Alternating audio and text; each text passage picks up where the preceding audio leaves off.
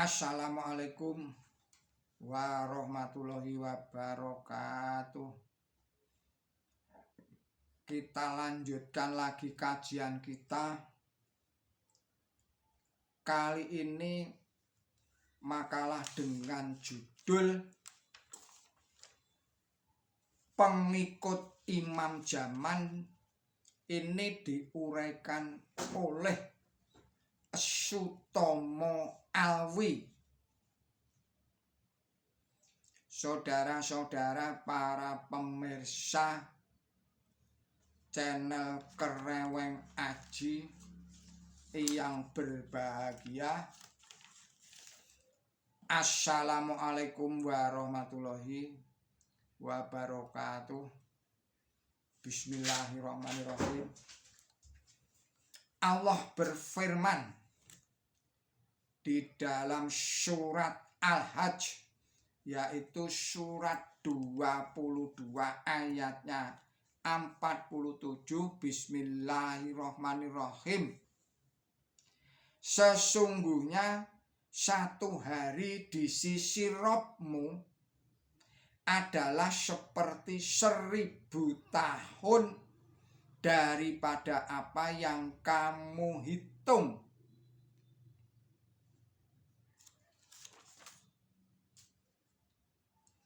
Pengertian baiat. Apa pengertian baiat itu? Baiat itu berasal dari suku kata baik.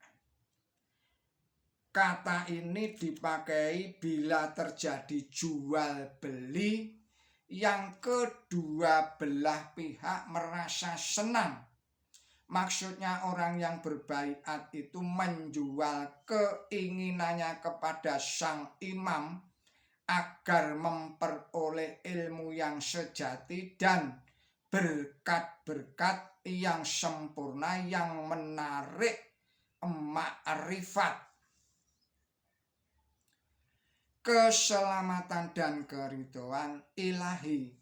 Sebagai imbalan kita menerima ilmu dan keberkatan yang akhirnya iman menjadi kuat penuh makrifat. Maka terjalinlah hubungan yang suci murni antara kita dengan Allah Subhanahu wa Ta'ala, di dalam pengertian mendapatkan ridhonya. Allah berfirman, Bismillahirrahmanirrahim, dan di antara manusia ada yang menjual dirinya untuk mendapat perkenan dari Allah. Dengan demikian berarti kita telah mengungsi dari kehidupan neraka dunia dan pedihnya api jahanam di hari kemudian. Maka sungguh rendah budi orang yang dengan sadar menolak untuk berbaiat kepada sang imam yang sudah terang ada di, maksudnya sudah terang ada imbalannya. Nabi suci Muhammad Shallallahu Alaihi Wasallam bersabda, Bismillahirrahmanirrahim, barang siapa mati sedang ia buta akan imam zamannya, maka sungguh matinya itu dalam kematian jahiliyah. Hadis riwayat Ahmad. Saudara-saudara para pemirsa channel Kereweng Aji yang berbahagia, kita adalah orang-orang yang tergabung di dalam bahtera atau gerakan Ahmadiyah dan mengulurkan tangan kepada sang imam, yaitu Hadjrat Mirza Ghulam Ahmad, untuk berbaiat. Maka kita semua warga Ahmadiyah ini yang telah berbaiatlah yang disebut sebagai pengikut Imam zaman. Lalu apa tugas-tugasnya para pengikut Imam zaman itu? Bagi orang yang menyandang gelar sebagai pengikut Imam zaman atau sebagai anggota gerakan Ahmadiyah adalah suatu kehormatan di mata Tuhan Allah Subhanahu wa Ta'ala. Oleh karena di atas pundaknya diletakkan tugas-tugas suci, melanjutkan perjuangan, memenangkan hidayah dari kesesatan atau membangun Islam kembali dari kemerosotan agar supaya kemuliaan Islam sekali lagi tersiar di seluruh dunia ini. Hal ini hanya terkandung satu pengertian, gerak langkah yang sambung menyambung dari generasi yang satu kepada generasi berikutnya. Merapatkan barisan untuk menerima tugas-tugas yang telah menanti, untuk menyerahkan diri agar bisa ikut berbakti.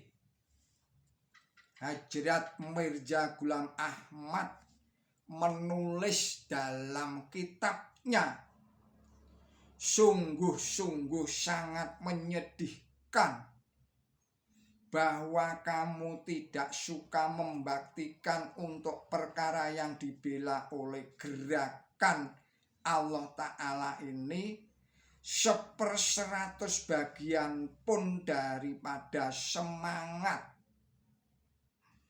yang kamu tunjukkan dalam menyiarkan dan menyebarkan sekalian ilmu pengetahuan yang koritis dan formil dan aturan-aturan upacara.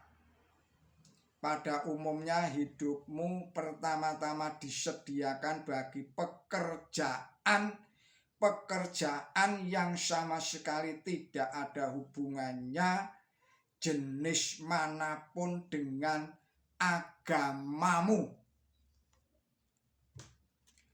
Terdapat di dalam kitab Fatih Islam halaman 71 dan 72. Menurut kutipan itu kita tidak boleh lengah dan tidak boleh terlena di dalam kesibukan pekerjaan yang tidak ada hubungannya dengan agama. Walaupun 1/100 dari semangat atau 1% saja dari semangat, gunakanlah, baktikanlah untuk perkara yang dibela oleh gerakan Allah Ta'ala ini. Dalam pengertiannya seseorang mesti dituntut pengorbanan oleh karena hidup kembalinya Islam menghendaki korban dari kita semua. Hadjrat Mirza Ghulam Ahmad menulis di dalam kitab Fatih Islam halaman 16 sampai dengan 17. Bunyinya demikian, apakah korban itu? Korban itu istilah mati kita untuk kepentingan Islam. Dan kepada mati itulah tergantung hidupnya Islam. Hidupnya umat Islam dan pernyataan Tuhan yang hidup Dengan perkataan lain, semua ini secara luas disebut sebagai Islam. Kitab Fatih Islam halaman 16 sampai dengan halaman 17. Jadi hidupnya Islam itu membutuhkan pengorbanan kita semua. Yang berilmu dituntut menyumbangkan ilmunya, yang beruang dituntut untuk menyumbangkan uangnya, yang punya tenaga dituntut untuk menyumbangkan tenaganya, yang punya pikiran, inisiatif dan sebagainya dituntut untuk menyumbangkan pikirannya dan inisiatifnya. Semua itu ditujukan untuk membangun Islam. Tanpa itu semua kita tidak berarti apa-apa di dalam gerakan Allah itu. Bahkan akan hancurlah gerakan itu. Jadi jelasnya langkah positif dan aktif sangatlah dibutuhkan oleh gerakan. Baik dari bentuk kelompok-kelompok sampai ke dalam bentuk perorangan. Saudara-saudara, para pemirsa channel Kereweng Aji yang berbahagia, kita cukupkan sekian dulu makalah ini. Kita sambung lagi pada video-video berikutnya. Mohon maaf atas segala kesalahan dan kekilapan saya. Billahi taufik wal hidayah. Wassalamualaikum warahmatullahi wabarakatuh.